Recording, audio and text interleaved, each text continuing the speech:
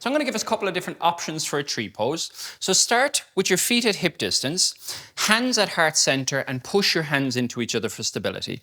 Find a focus point on the floor, drishti, really good for your balancing pose. And then think about the ribs and the hips moving closer together at the front. It's going to engage your core. Shift the weight into your right leg. First option, bring the left heel to the right ankle. Toe stays down. Second option, bring the sole of the left foot to the inner right calf.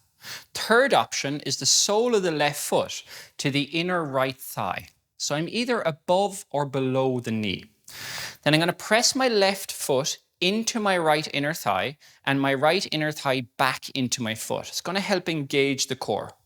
Then to keep this left hip open, these left toes, I'm going to point them down or slightly back is going to help open this left hip up. Keeping the hands together, or as an option, you can take the hands overhead.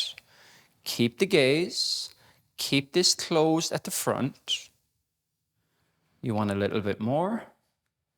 Maybe close your eyes.